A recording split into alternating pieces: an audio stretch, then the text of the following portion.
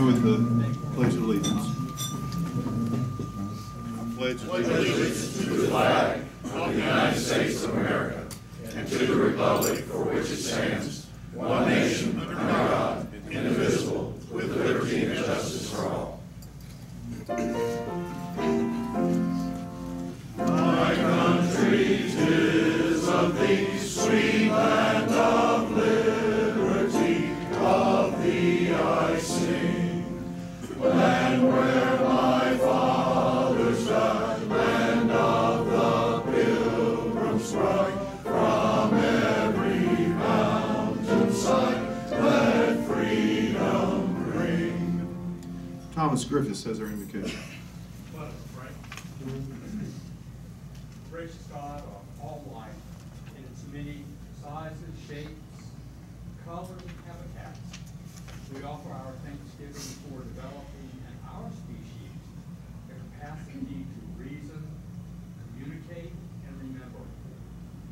Grant us the willfulness to use these gifts wisely in our pursuit of a caring, peaceful, and just community. Bless this meal and meeting and those who have planned and provided it, that our brains may be nourished, our bodies strengthened, and our souls inspired.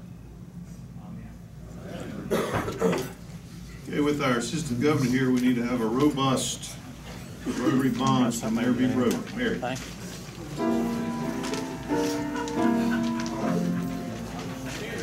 Rotary bonds can never be broken, they can never die.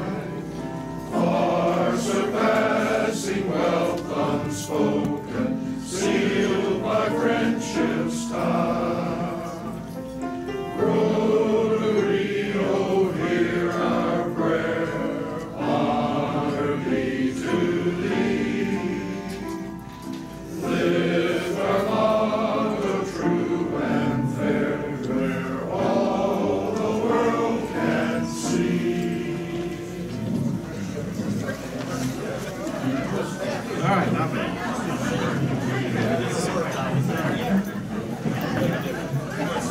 David Milholland has our visiting Rotarians.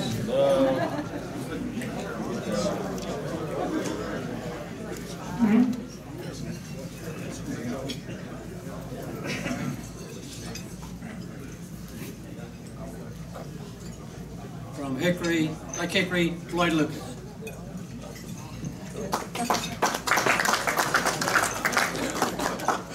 All right, welcome Floyd. Carry the banner for the visiting Rotarians. How about other guests in the dining room? Starting on the right side. Anybody? Any guests? Down the middle? Yes, Rotarians. Okay, how about on the left side? Cliff? President David, inspired by Charles Young and the opportunity of my granddaughter's visit, I want to invite you to welcome my granddaughter Audrey Moon from Wake Forest, North Carolina. Glad to have you. Neil. President Dave, I rise for a moment as the warm-up act for John, the incredible John, the mountain masquerading as a man, who will bring us this coveted sunshine report in a second. I have 4 guests. One of them will introduce 2 of them, but I'd like to introduce the peerless president of Lenore University, Dr. Wayne Powell. Dr. Powell, glad to have you here today. And then Coach Starkey, if you'd come up and join me for just a second. And thank you for that second, David. Todd Starkey has been with us a decade. He has been a speaker here on 3 or 4 occasions. He's guested more than 12 times and a perennial favorite. I'm giving you a scoop because it has not been released from Bloomington, Indiana or Hickory, North Carolina yet. But Todd, on Monday morning, resigned Lenore Ryan as its head basketball coach to go to Indiana University as an assistant basketball coach for the Hoosiers. This is a Big Ten Super 5 conference power, and we celebrate the bittersweet news. Lenore Ryan has had 2 National Coaches of the Year in their esteemed history, And Rosemary, you've known them both. The incomparable Clarence Stasevich and Todd Starkey. And Bob, I know he was a favorite of yours. Would you please join me in a wonderful welcome and farewell to Todd Starkey.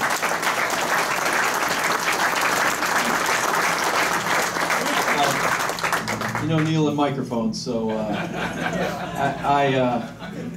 I'm going to have to hire Neil, retain him on salary to introduce me wherever I go. But it's been an amazing opportunity that Lenore Ryan and Neil provided for me 10 years ago to become the head women's basketball coach here. And I just, from day one, just wanted to do this community proud. And we just went to work from day one trying to leave it better than we found it. And I certainly feel like that is the case. I couldn't be happier to be handing the program over in the shape it's in. We have an All-American returning this year and a first-team All-Conference player returning from our championship team this past season. We graduated 8 seniors and have 8 freshmen coming in. So it was Monday was a little difficult to move them in on Friday. I interviewed at IU on Sunday, accepted the position, and told our freshmen that I was going to be leaving. So it's been a tough few days, but our assistant coaches Morgan Sikarsky and Allison Seaberger are staying, and I hope you will welcome back Katie Page, who was my associate head coach for the past 4 seasons. She left for Georgia State for 4 months and is coming back to be the new head coach. I hope that you will welcome and support her the same way that you have this community has with me over the last 4 years. I mean, over the last 10 years. And I do want to thank. There's so many people in this room that I've gotten to know over the years that have been fabulous. The administration, Dr. Powell, Neil and his support, and everyone in this community have embraced me and have really been excited about women's basketball. So thank you, and go Hoosiers and Bears.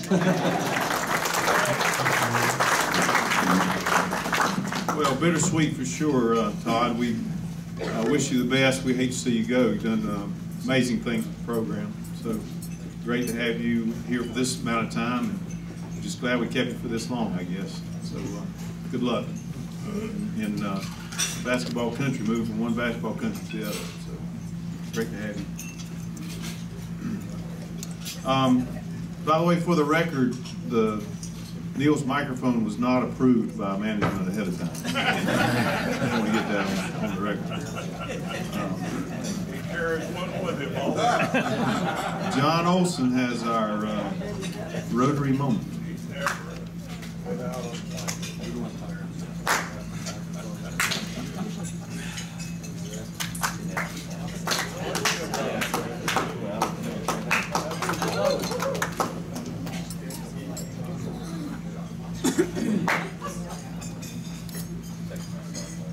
Gaining momentum. All right, first we have the birthdays. I didn't see our birthday boys. Walk in today, but we had on Tuesday the 26th, Forrest Farrell. And I think a very special birthday, Bill Cauble, Sunday the 31st. He has been in this club since 1949, a 61-and-a-half-year member. That's pretty special.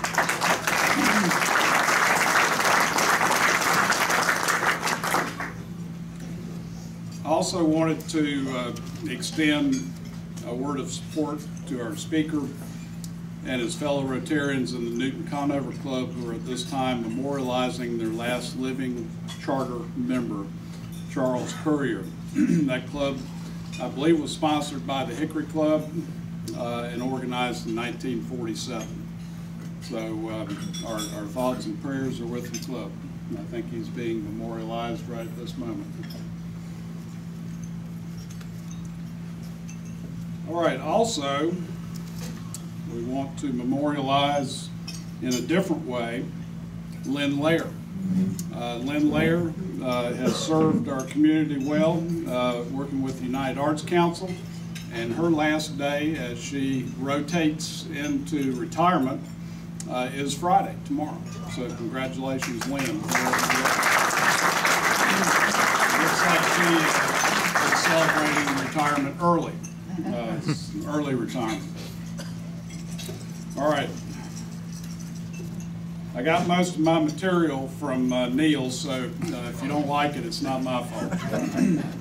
But I think it very ironic that I'm in front of the club today on this day. And many of us through our lifetimes have memories, memories that, you know, we remember where we were when certain things happened. We all remember where we were, if you're have the right age, of when President Kennedy was assassinated, when the shuttle Challenger blew up. And I just want, by a show of hands, everybody, anybody in the audience that remembers where they were on September 1st of 2007. Okay, not many. I'll raise my hand because I know exactly where I was. And I think I was honored to give the address to the club the next Thursday after the Appalachian State-Michigan football game. Oh yeah, that's what happened on this day. Okay. Well, I was having lunch with a couple of young ladies back there who didn't know who Paul Harvey was, so I just wanted to make sure that you guys knew. So, in keeping with President David's request for educational and historic information, this is fairly recent history, but I just want to take, since many of you did not see the game, and most of you don't remember what happened on September the 1st of 2007, I just want to refresh your memory, and I really wish I had a video. They're all over. You can go on YouTube and watch it. I urge you to do it, and it will bring tears to, well, at least my eyes anyway. But this is from Wikipedia off the internet. The 2007 Appalachian State versus Michigan game was a regular season college tackle football game between Appalachian State and Michigan. It was held at Michigan Stadium in Ann Arbor. I think all of y'all remember that. September 1st, 2007 was the first game of the season for both teams. The Wolverines entered the game ranked number 5 in the country, Division I, FBS. Both polls ranked them number 5. Preseason favorite to win the Big Ten championship, as well as a possible candidate to win the FBS National Championship. Appalachian State comes in after winning 2 consecutive national championships, ranked number 1 in the FCS, the Football Championship Series, formerly known as Division I AA. Games between the FBS and FCS teams typically result in lopsided victories for the FBS team, and Appalachian State-Michigan game was not expected to be an exception. The predicted outcome was a lopsided victory, and for that reason, there was not even a line established by the Las Vegas bookies. The match was the first broadcast of the Big Ten Network. What a choice. All right, here we go.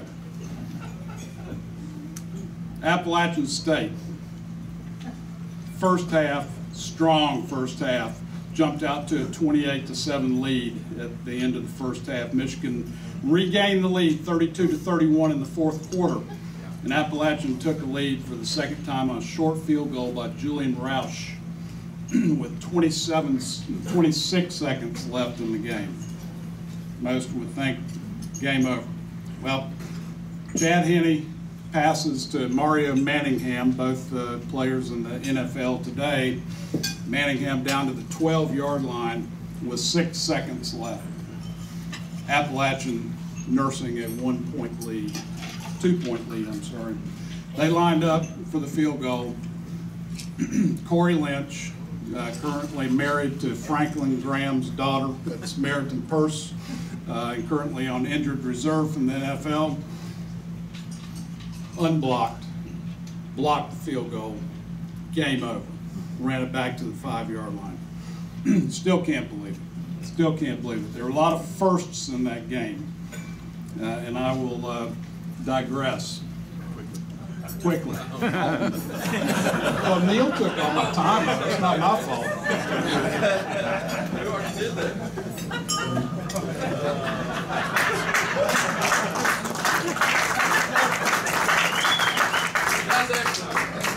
I'm not done yet. Are we talking rugby or what is it? Talking real football. All right, it's the first time in NCAA history that a Division I top 5 ranked team was defeated by a lowly FCS Division I AA team. It was the first time in history that a top 5 team dropped from the top 5 in both polls out of the polls after one game. That happened. It was the first time that that game was broadcast on the Big Ten Network. All right, I'll give you one quote and I'm done. All right, I've got several, but I don't have time. All right, I'll give you 2 quotes. The guy, the usher in our section at halftime was on his cell phone, and I heard him say, "No, no, no, they're kicking our butt." All right, this is Brandon Graham, University of Michigan defensive lineman. I remember the quarterback talking a little bit because I used to always say to him, "I'm about to come get you." And he was like, "Ain't no fat boy come to catch me." And he didn't. Thank you. Awesome.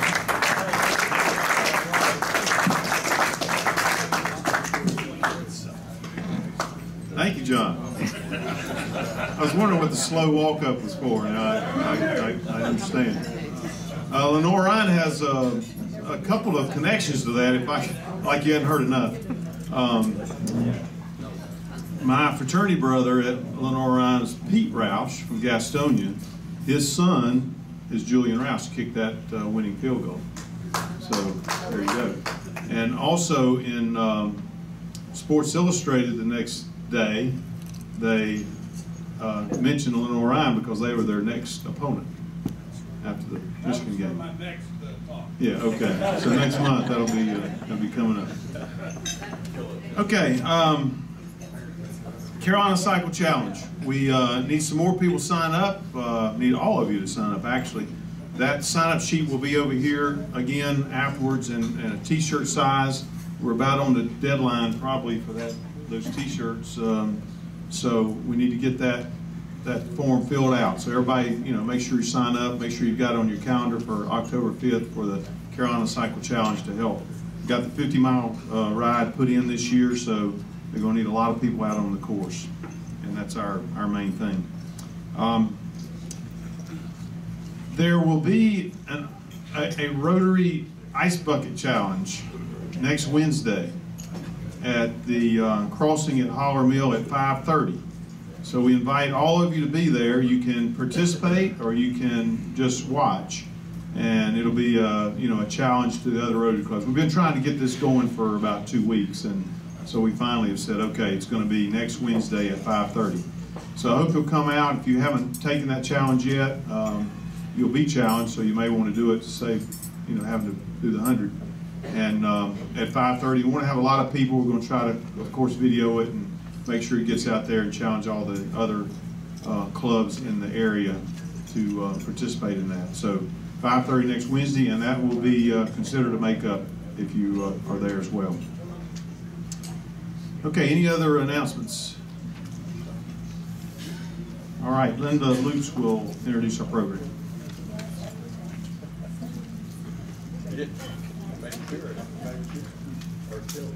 I'll be brief since John took my time.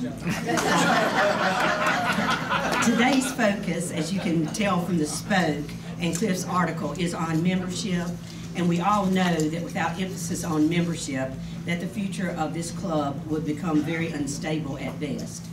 Let's welcome back today a fellow Rotarian who has visited here numerous times and who has a true heart for membership development.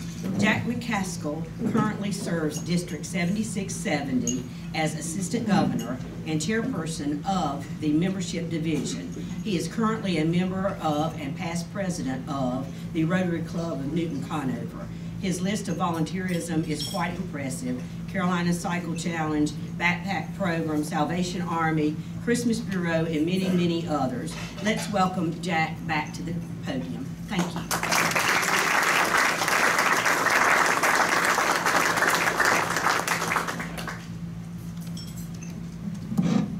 Have you ever felt like you've been, this is working, have you ever felt like you've been set up? I tell you, after Neil and Todd and John, and then just reading the cliff notes in the smoke, I don't know what I can say. It's a great day to be a Rotarian. It's great to be here. I'm kind of following the example of my friend Kyler Dunbar. I can't go 2 meals in a row without having being at a Rotary Club. A good friend of mine said one time that a good presentation is like Halley's Comet. It should be brilliant, awe-inspiring, and over before you know it. And I don't have a choice on the third days. This has been up all meeting. What do you think of that? True statement? That's what we're about. What do you think? I can see where Gary Wong is saying this, because he's looking at Rotary from the very broad perspective, doing good in the world, and the more members we have, the more good we can do.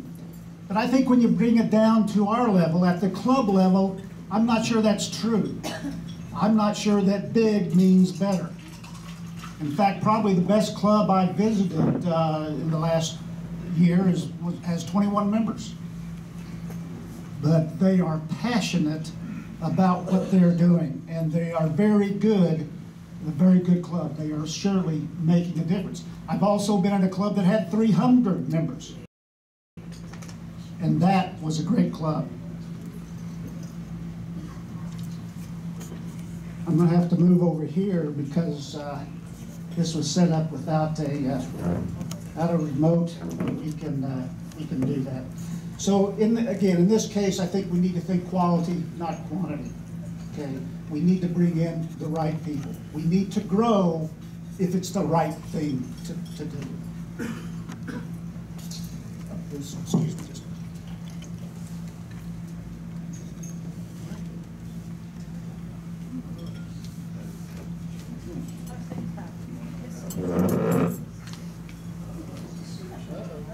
Turn off the camera. Careful. Here, dude. The police chief's here.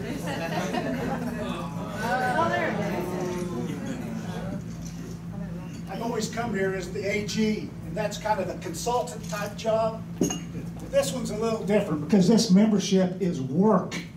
So I've got I'm working as a Rotarian shirt on today. Let me tell you kind of how I got to this job and what I hope to accomplish here in the next few minutes. I volunteered last year to be on the district membership committee, and I had responsibility for the eastern part of the district. And in doing so, I visited about 20 clubs. And I wanted to look at reality. I wanted to see what was really going on in the clubs, the good, the bad, and whatever. But it was a great learning experience. And I wrote a paper as a result of that and turned it into the district and said, this is what I've observed, these are the lessons learned, et cetera, et cetera. And they said, fine, that's good. There's a lot of things that can be done.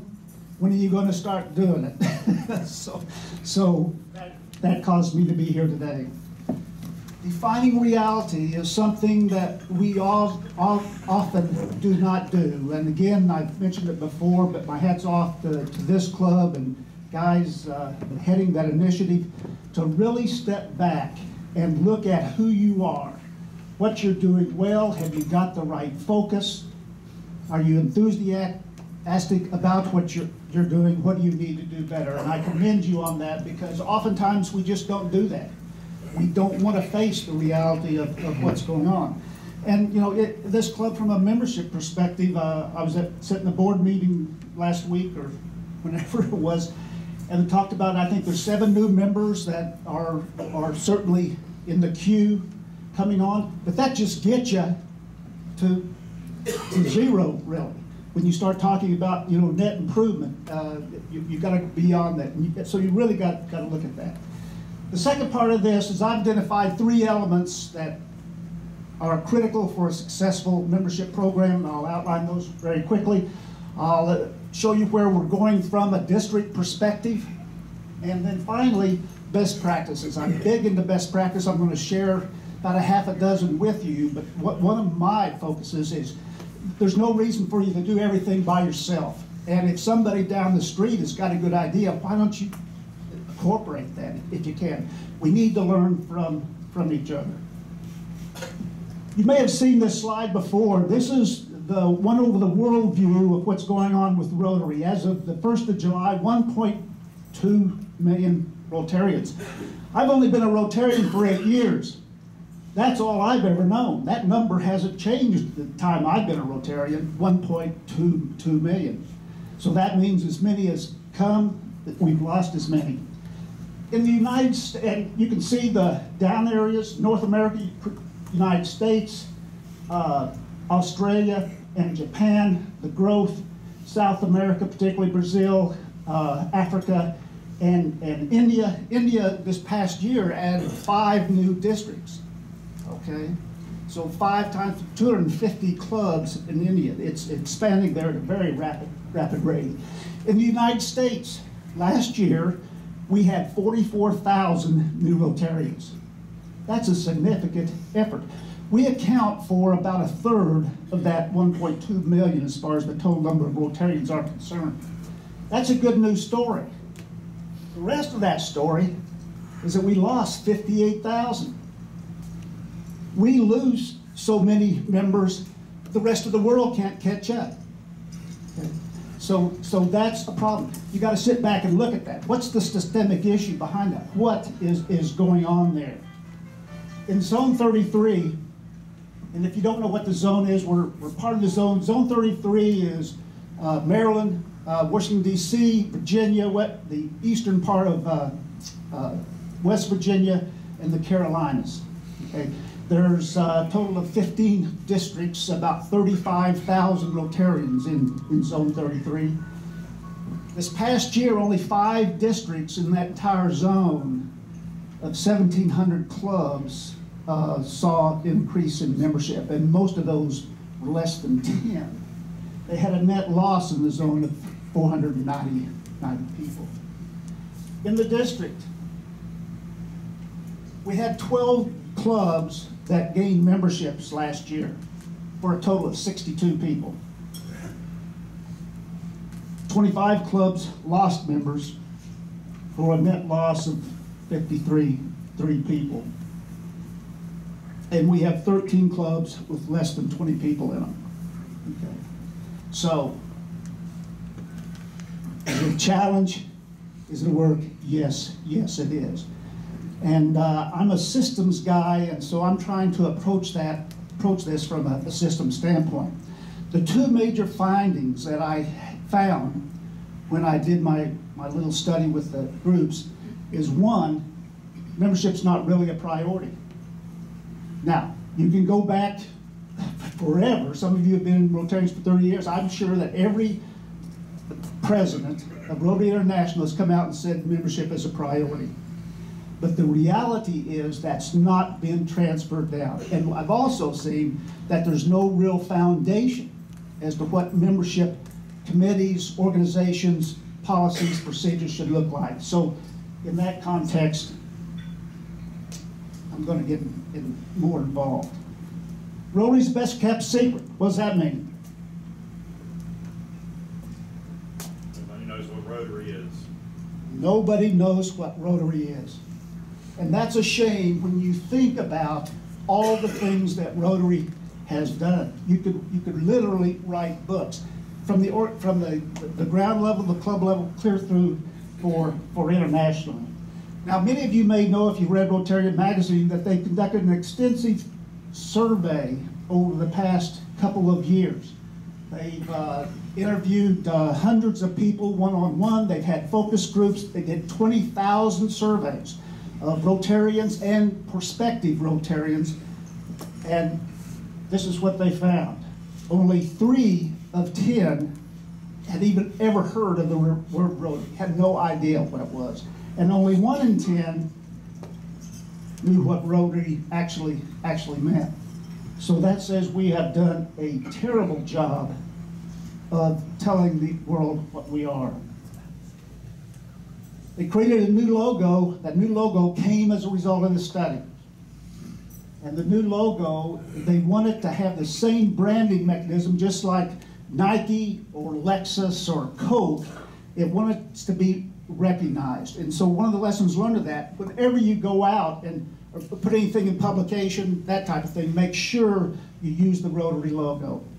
They want it to become that recognized, and it won't be if we don't use it.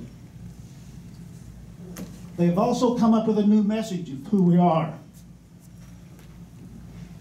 What's different about this? What's different about this sentence?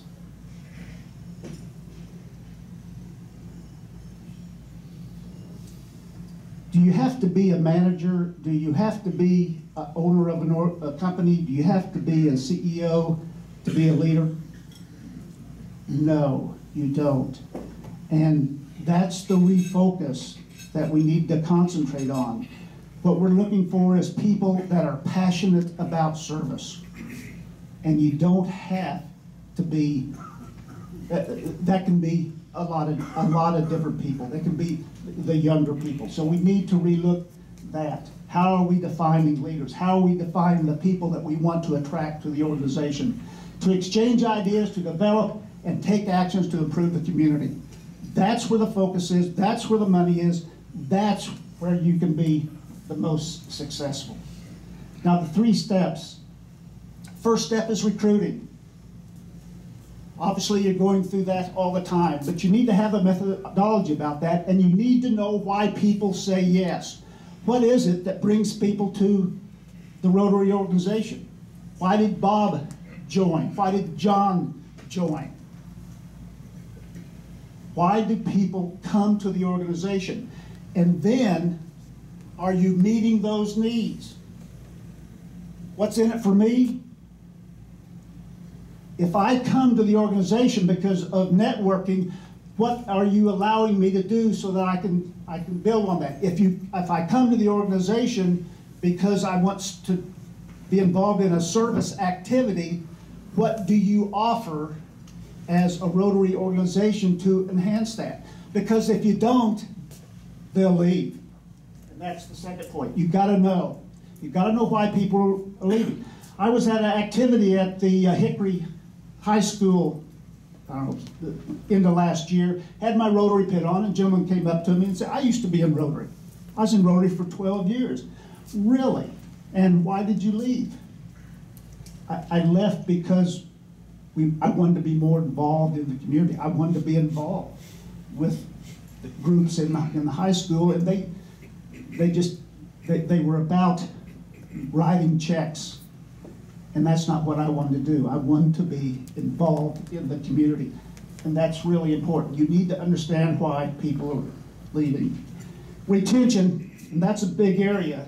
And again, if we're losing 58,000 people in the United States, that's an issue.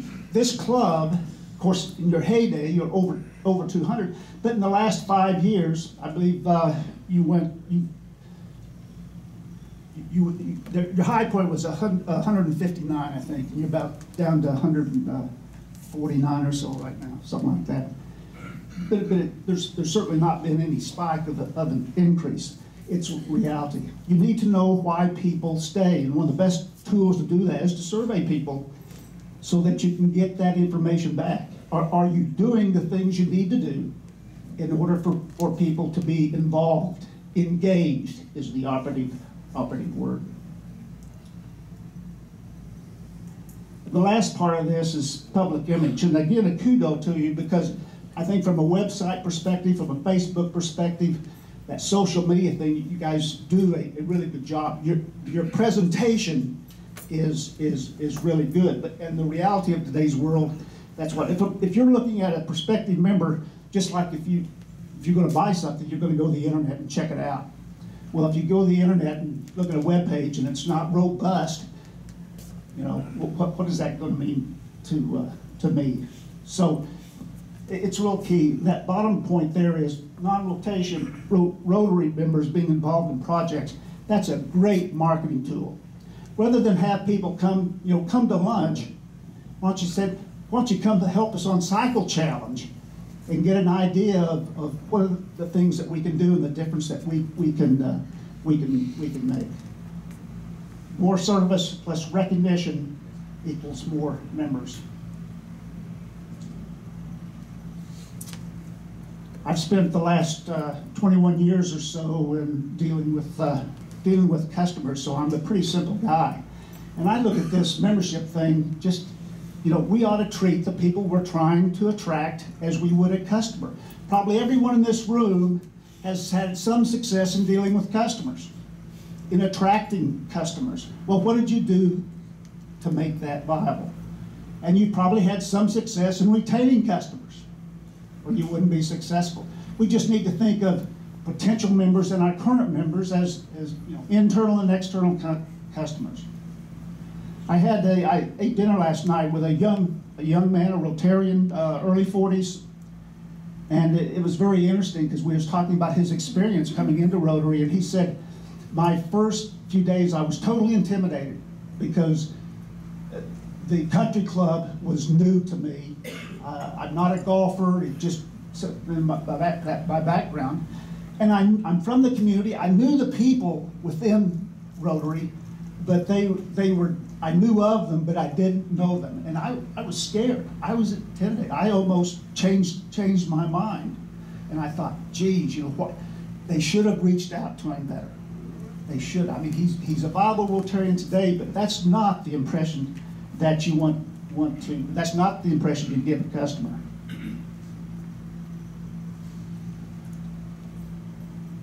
Okay, I said there was two problems. One, membership wasn't really a priority, and two, there wasn't a foundation.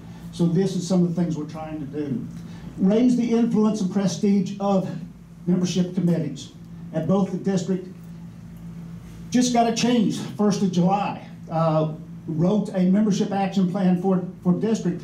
The membership chair had never been a member of the district council. Now a member of the district council.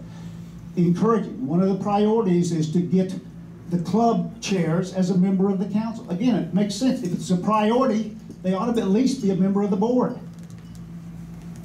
Increase committee strength to 10% of the club, at least 10% of the club. Why do that? Because it makes it demographically, it's not just one or two people doing the work. Okay? In this case, you have, I don't know what, 7, 8, 10 people as active members of that committee, and I think it makes a big difference. Enhanced communication between the districts and the club. I have started, effective this month, a membership blog to just pass on ideas, share information, that type of thing, which I think is critical. Challenge clubs to be innovative and flexible and tailor best practices. I mentioned this just a few minutes ago. We've got to do better about sharing our experiences, our successes, and our failures. Retain existing members who can no longer attend weekly meetings, and I put up some points there. E-members is becoming a real reality. More and more clubs are having e-members. The district, as a club, he will automatically allow you to have 10% e-members. And this is growing in popularity in leaps and bounds. It just allows, and you're already ahead of the power curve because you've got the video that people can visit the meetings and do that. What's an e-member? Well, an internet member, a member via the internet. They attend meetings via the internet, that type of thing. Okay, I know we can make up, but I didn't know there's a designation as D. It's a new designation, and you can be designated as a D member. Sweat equity, again, compensated. If people they can't attend the meetings, but they can attend a weekend activity, make sure that they get credit for that. In fact, many E-members, they say you have to have 24 hours of work in order to achieve that. Fifth Thursdays, that type of thing. Every fifth, I think there's 5 months with 5 Thursdays in it this year. Do something different. Do something different for an activity. Get out of the club and go someplace, do something, experience something. The thing next Wednesday is a good example of that. Include families. If you want to attract and keep younger people, the reality is you need to involve the families as much as you can. It's critical for that because that's the priority in their life. Here's my focus. This is what I'm using to grade clubs. One, are the membership chairs and the membership committee people trained? Because otherwise, I think that's critical. I'm a big believer in continuous learning. And you need to do that. Training is critical. Do you have a plan? If you don't have a plan, you plan to fail. You've heard that before. It's absolutely true. Are they a member of the board? Do you celebrate sponsors? And this is a huge one. You know, it's interesting. If you can receive all sorts of recognition for contributions to the foundation. You can receive recognition if you're in perfect attendance. But the sponsors, the new people coming into the organization, are barely recognized at all. What I did in my club when I was president is, one, I made a big deal out of awarding the sponsor pin, and Rotary now has adapted that. So if you go in as a sponsor, a new member, it'll recognize their sponsor and you'll get a pin from Rotary. So make a big deal out of that. At your annual banquet, I brought them up and introduced them at that point. And we gave everybody 200 recognition points, Paul Harris Fellow recognition points, as being a sponsor. Okay, that's pretty cheap. That's for getting that type of recognition. Orientation program. You know, you've heard before. If you new people coming into to a company, that first 90 days is critical because you're going to have them or you're going to lose them based on that initial experience. And many times, orientation consists of sitting down with somebody for 45 minutes before a meeting and say, you know, this is what you have to do.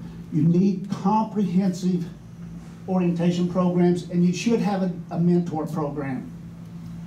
Should have a mentor program, and it shouldn't be the sponsor, and it should be at least 6 months long so that he get out, the new member can get out, meet the new people, understand how the organization works, attend a board meeting, do all those type of things so that you're not sitting here 2 years later wondering what acronyms are and that type of thing. And that's a reality if you don't have that type of program. And the final point there is, do they have a valid PR plan? Real quickly, let me walk back over.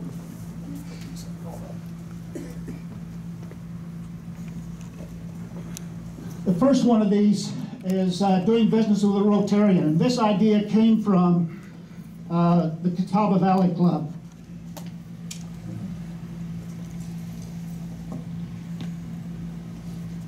And you've all seen these. You've all have a one of these business card holders. What they did is they died, and it's got Rotary Club of Catawba Valley, a vibrant, growing organization of professional business leaders. They put every member's card in this, and then they distribute it to everyone. Every member has one of these with everybody else's card in it. So one of the purposes is doing business with a Rotarian. If I need, if I'm asking, do you know anybody that would be a good contractor? I'm thinking of remodeling my kitchen. Why, yeah, I know Mark Childress. He's a member of our club. It would be a great resource for you to talk to. So that's a great thing. But it would also, think of it from a new member perspective. The new member comes in and you give him one of these so he understands who's in the club and what they do. I mean, isn't that simple? Or you might even give it to a prospective member to kind of, you know, if you join the club, these are the people that you're going to be associated with. Is that an easy idea? That's a great idea. Social orientation. And I'm driving me nuts, I just thought of that. Social orientation, I got this from the Blowing Rock Club. Their orientation, they have it in a member's home with the spouse or significant other. And it's not a big group, there's about 3 or 4 couples. But it's a much different thing. Having the spouse understand what you're doing is really important. But also it's an opportunity to interact, meet each other, establish that social network so that when you have an occasion, you can, you know, it's not like they come in brand new to the organization. The 2-1-1 schedule. This is one of the fastest growing clubs, new clubs is Savannah, Georgia. And they are known as, we're not your grandfather's club, that's their motto. But they work on a 2-1. They have 2 meals, 1 social activity, and 1 service activity every month, okay? Now think of that from a perspective. One of the complaints you get all the time is the cost, and most of the cost associated with Rotary is meals. And so why don't you cut that in half just right off the top. Brochure, every club should have a brochure. The one I've got is the best practices from the Club of Lake Norman. It is very professionally done. It is very easy to read. It is something, every club should have something that would be attractive to a potential new member that they can take away with them. The Rotarian as a gift. If you have a prospective member come in, I don't know what you have him leave with, if you have him leave with material or not, but why not give him a past copy of the Rotarian to look through? Or better yet, go ahead and for $12, you can give him a year subscription to the Rotarian, because what might not be an interest today, 6 months down the road or a year might be, and do that. Also, you know, if you have a business, put your Rotarians out where people can see it. They're sitting in the waiting room or whatever. Have a Rotarian magazine there so people can look through it. This may be a sign of age, but I think one of the most important things you can do is write a thank you note. Write a thank you note, not an email. Write a thank you note to people that come and visit and say, it was a pleasure meeting you today. You know, we'd like for you to come back. Make it a personal response. And the final one, I got to give this again to the Top of Valley. That's the Big Blue Rock. And how this works is they gave the Big Blue Rock, in this case to Mary. And Mary is stuck with it until she brings in a guest to the organization that might be a potential member. Once she does that, she can pass it to anybody she wants. Okay? Okay.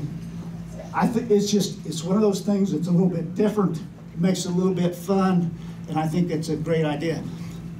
I was giving this presentation a couple weeks ago, and a district governor from Georgia was in the room, and he said the most important thing you can do is wear your pin. And we forget about doing that. Just wearing that pin, and when you think about it, how many conversations have started because you walked into the room with a pin on. Questions?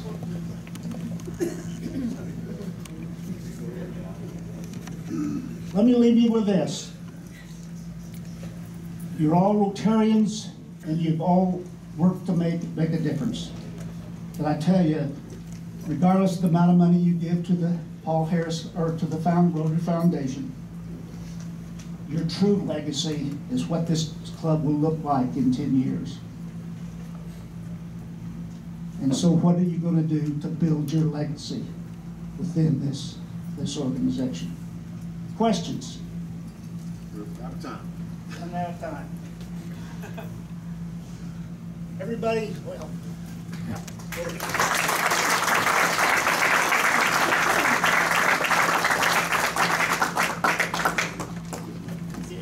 Thank you, Jack. And this is membership month, and we brought in the big gun, the district membership chair. So appreciate that, Jack. Jack's doing a tremendous job as assistant governor, helping all the presidents. and the district governor.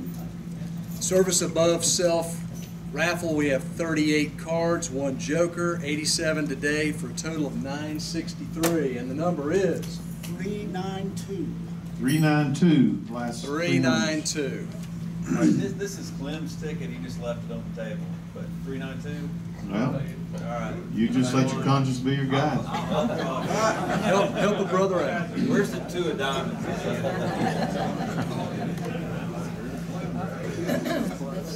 That is funny, he just left. 2 of diamonds. How did you do that? Okay. Floyd, glad to have you visiting with us. Aubrey, certainly glad to have you with us today.